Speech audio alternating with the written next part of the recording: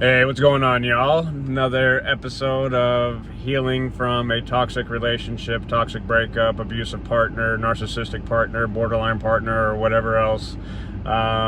This is day 10 of no contact with her. For those of you who haven't seen any of these videos, I've been broken up with over 70 times. I don't say that as a proud thing, not a good thing, but I've been sucked back in numerous times. I've gone through an incredible amount of abuse, and I'm kind of just documenting the journey to try to give you some inspiration and some hope and let you know that you're not alone and there's other of us going through it. And I've been very positive, I would say, on most of the stuff that I've created over the last 10 days. And I'm trying to stay in that headspace, but, you know, I'll be 100% with, I started out, the intention of this video also is like, I'm thinking about her. I'm missing her. I'm wanting to, you know, I found myself for the first time last night. I made it that was probably the first night in quite a while I didn't watch a video on narcissism or borderline or any of that stuff, because like a lot of times that's what we do. We get stuck on YouTube watching all these videos, and a lot of times it's very helpful because it does let you know that you're not alone.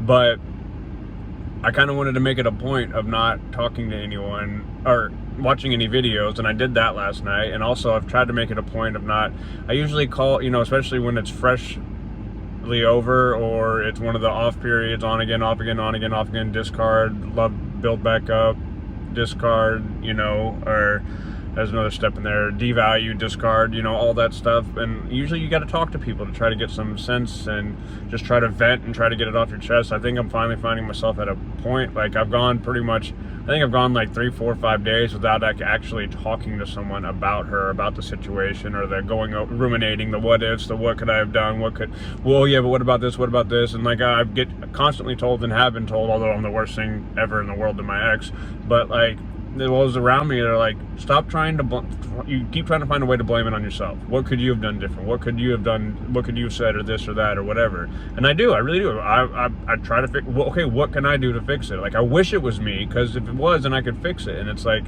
the advice I keep getting is like, this isn't you. Until she's willing to change, see what it is, acknowledge it, and work on herself, it's never going to work.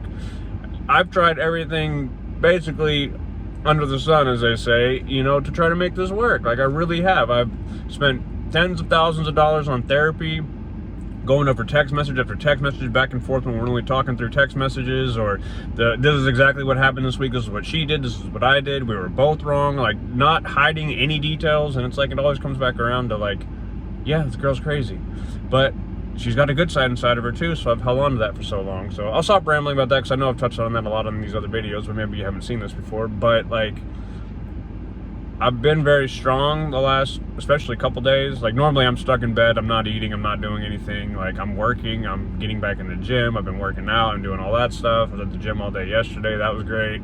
Probably gonna try to go today, but I got some work stuff that I could be taking care of. Like, I stopped working, I lost a whole lot of money in this relationship. And that's what happens. You get depleted. My spirit was depleted. My energy was depleted. My soul was depleted. My mind was depleted. My finances were depleted. I was someone who has done quite well, and I'm flat broke right now, you know? And I should not be sitting anywhere close to flat broke right now. But these things are all consuming, and it's kept me consumed. But again, I've gone no contact before. I've been very strong with it, but like, I'll be 100%. Like, last night I was sitting there thinking, I was thinking about her last night, I was thinking about her, I'm thinking about her today. Like, as I'm going to the stores and doing my normal routines of like stuff that I would be doing, like, and like grabbing groceries and going over to her house, or doing, you know, why isn't she grabbing groceries, by the way? You know, not that she hasn't, but it's like, why am I, you know, doing all this stuff, whatever, all the time, like, for the most part. Anyways, that's a whole nother story. Especially when I used to have to walk like half a mile, more than half a mile, almost a mile to her house, because she lied to the police and made up a false story and lied about the whole thing. And then I would have to walk to the camp, couldn't park on her property. I had to park far away where there was somewhere to park, and walk with groceries and gallons of water and all that stuff. Like, oh, you love me, but you can't go pick up a gallon of water and some other stuff. Like, anyways, I digress. But yeah, but like, real talk, I know she's bad for me. I know she's not good at all. I know she's abusive and she's toxic, and I'm staying away. But that feeling is right there. It's prevalent. Usually, like I said, I can't even talk. I can't function. I can't get out of bed. I can't eat. And I'm, you know, hey, just went and got me my coffee, running some errands, probably going to go to the gym again today. Like I said, doing some work. But like, the struggle is real. I am missing her. I am thinking about her, and I'm trying to not. I made my video yesterday, like, you have to stop caring. It's the weekend right now, so it's like, oh, I'm sure she's going on dates, I'm sure whatever, because, she mentioned, getting on dating apps and whatever and blah, and, I know in the past and off period, she'd done that, and it's like, it's very, very hurtful. For one, it's like you're laying on my chest talking about marriage, and then the next day you're okay to go talk to somebody else and possibly go on a date, and it's over, or you want, just like, and that has happened multiple times, not just once. But like, anyways, like, I just want you to know you're not alone. I'm missing her immensely right now. Like, I was just walking around Whole Foods, and it's just like, you see people, and it's just like, like, I want to be doing this with her. I want to be grabbing groceries and going and having it Saturday and doing this weekend and going to church tomorrow and all the things. But it's like, she's toxic. She's poison. She's poisonous to me. She's sucked the life out of me, and I can't do it anymore. So it's like, I'm being strong, and so this is encouragement for you to be strong. I want to call her so bad. I've got her blocked. I blocked her 10 days ago. I've got her blocked. I've got her blocked everywhere, social, all that, like, but I do want to talk to her. I'd be lying if I said I don't want to talk to her. And I've been pretty good with not feeling like that, but like right now, like, it comes in waves, like, and before, like, and all the other breakups, all the other times when I went no contact, or she was abusing me and giving me the silent treatment unjustly, whatever, I'm a mess. I can't do anything. I can't function, and I'm not doing that this time. And like, in every second I want to talk to her, and that's it, because it's mind games. They go silent. They do something to you, go silent treatment on you, ignore you, don't answer, don't call, won't text back, whatever, and it really messes with your head. And then, like, it over time, it like programs you for when they do finally say something. It's like, okay, yeah, I'm sorry. Like, what am I sorry for?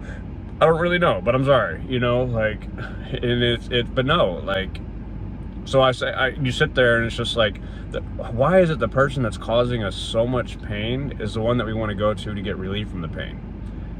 That's not normal. That's not healthy, and that's not right. The person causing you pain should not be the one consoling you and the one that makes you feel better when they're the one causing you the pain and the abuse and the, like I said, therapists that I see calls it emotional terrorism. After the emotional terrorism, your partner creates, or ex-partner, whatever, they should not be the one comforting you for what they just did. That's like breaking your leg and then, oh, let me nurse it for you and bring you back to health. Like, it's just not right. So, I don't know. I'm kind of a little over the place right now, but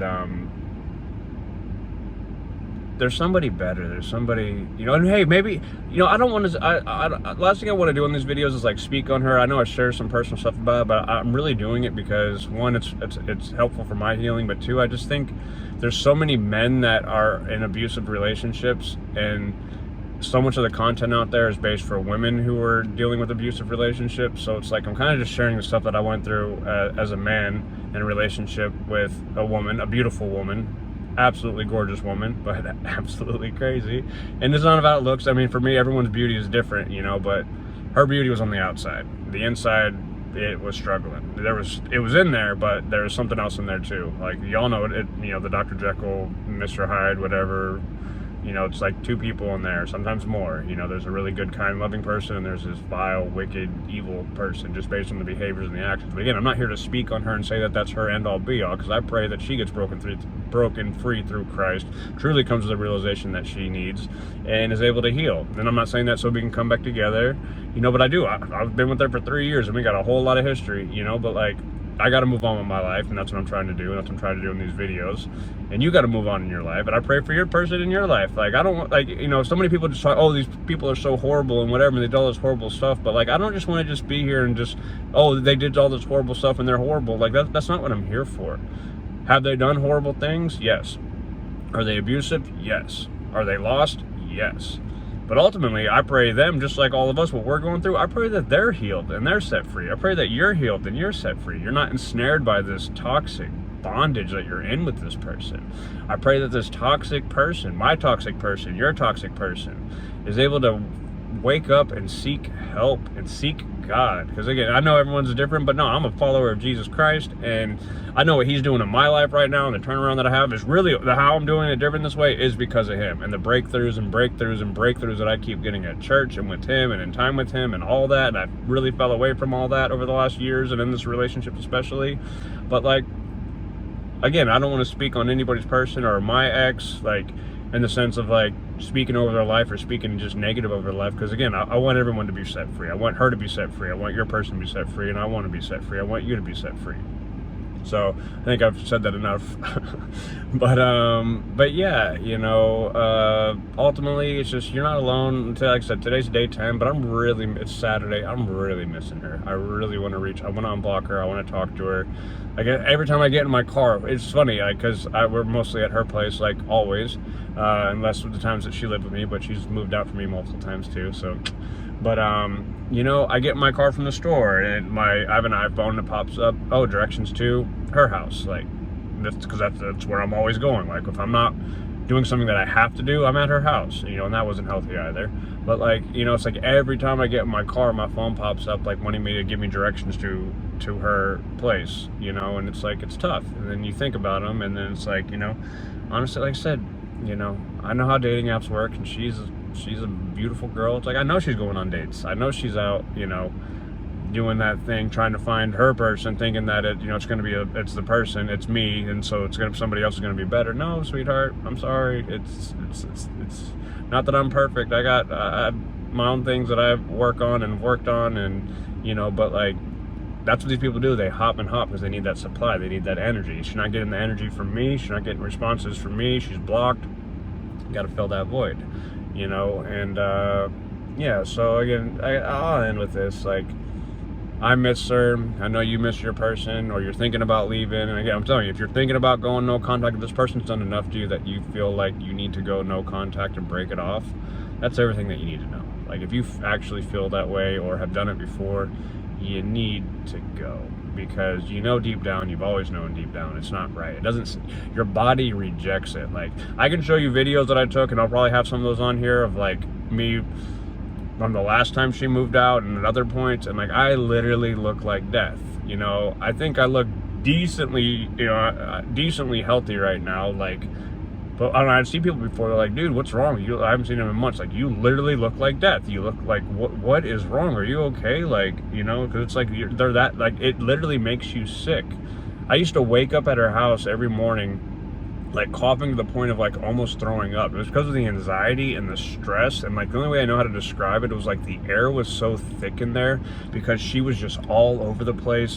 One second she loves me, the next second she hates me, she's in the other room, the next second she's not talking to me, the next second she's loving me and wanting to do something, the next, it was just all over the place. And like, the only way I know how to describe it is the air was so thick you could cut it with a knife. You know, I know it's a saying people say, but it really felt like that. And like, I was like choking. I was waking up coughing, choking. I was like spitting up stuff. And then like, but then when we break up or we're not together and I'm back at home or whatever, like, although I feel miserable, I'm not coughing anymore. I'm not taking the anxiety medication that I normally have to take. I'm not, like, it's just like, there's like something spiritual there. There's something that just makes us physically sick. And like, you have to listen to that. If you're feeling anything like that, get away from this person. I'm not saying it's gotta be forever, but I'm not saying that it's not gonna be forever. Like, or not, or whatever. I don't know. I feel like I just got my coffee, so I don't feel like thinking about that one. But like, the way that it's been, you know that it's been wrong. So you got to get away. You got to stay away. Maybe that person does seek out counseling, you know, and really finally come to acknowledgement of what they've done and really work on it. But until they're willing to do that, and I'm sorry, it's really a God thing too. You know, I know not everyone believes in that or whatever, but it's real. It's a real deal. I got stories for days where I got no doubt in my mind. You know, but until that person's willing to work on themselves and do the work that it takes, and some of these people, it's going to be an ongoing thing, you know. But our God is an awesome God. My God is an awesome God, and He can set free in a very short amount of time. I mean, if you're familiar with, you know, Saul turning into Paul from the Bible, Saul was persecuting Christians, killing Christians. He was, you know, he was a high ranking and was persecuting the church, the people following after Jesus. And then I'd say, I haven't been fresh in my Bible, so I don't want to like missay, but I would say in 3 days or less, he was completely transformed. God took away his sight, told him to go to a man, I believe it was Ananias or somebody, told him to go see a man, went and saw the man, gave him his sight back. I want to say baptize him in the Spirit or something. Again, I could be a little bit, I don't want to say that wrong, but my point is like, that was like an instantaneous transformation. He went from crucifying followers of Christ to leading people to Christ and being persecuted for Christ and the gospel. So God can do anything in anybody's life, but that person, for one, has to be willing. He's not just going to snap his fingers and just make it happen. That person has to be willing. You got to seek after God. You got to get in your word. You got to submit. You got to repent. You got to be baptized by water and by the Spirit. It doesn't just start or stop with going down to the altar and confessing, and not to get all sermony on y'all right now, but like, and again, I'm not fresh on, I'm trust me, I'm cleaning that up, because I used to teach on all that, but it's been years and I haven't been reading my Bible like that and anything, but I'm on my road to redemption. Like I said, this overall channel is my testimony, my road to redemption. So God can do anything, especially when someone's willing and seeking after him. You will find me, his word says, you will find me if you seek me diligently with your whole heart. You know, you need to renew your mind. You need to transform your mind by the renewing of it through his word. He can take that mind, even the toxic, crazy person with whatever, I'm sorry, there's entities living inside of these people and just mental anguish, and he can take all that away, but they got to fill their house up with him and his word, because God also says when the spirits leave and you don't fill your house up, and they come back and find the house neat, swept, but empty, and they come back with 7 more wicked than themselves. So you got to fill yourself with that word of God. Whether you're the abusee or the abuser, whoever's watching this right now, you know, you got to fill your house with the word of God. You got to submit to him. You got to repent and follow after him, and he can change you. He can change anybody. Like I said, I would normally be laying in my bed for the next weeks, not eating, not doing anything, but no, I'm doing this I'm not relying on my own strength this time. You know, that gets you in trouble. I'm going back to God how I need to, because I made this woman my God for years. You know, if we were good, I was good. You know, I wasn't worried about what God was saying or what God was thinking. It was just what she had to say or what she was thinking. If she was good with me, I was good. I was happy. If she was bad with me, I was bad. I wasn't happy. And that's where I was finding my joy. And you got to find your joy in the Lord. And then you be whole and complete for a relationship. But, so yeah, these people can be healed, but it's going to take them acknowledging and doing the work. You can be healed, but you got to acknowledge what's happened too and do the work. And ultimately, I say seek after Christ. But I'll stop on that. The struggle's real. I'm missing her. I've done well. This is like probably the most I missed her in at least a week or so, maybe the whole time. I don't know. But I'm going to keep pushing forward. I'm going to keep seeking God. Pray about it. I'm going to keep doing my routine, my new routine that I'm getting back to, and I suggest you do the same. Get out of the house, go do something, go see a friend, go see a family member, go see a movie, go out to dinner. You know, you like golf, go golf. You like playing basketball, go do that. You like walking around the mall. You like, you know, whatever your thing is, just get out and go do it. You know, find a friend to go with, find a family member, or you know, or even if it's alone. Like, there's nothing wrong with going to dinner by yourself. There's nothing wrong with going and walking around the mall by yourself, or just walking in the neighborhood, or going to the gym, or just whatever.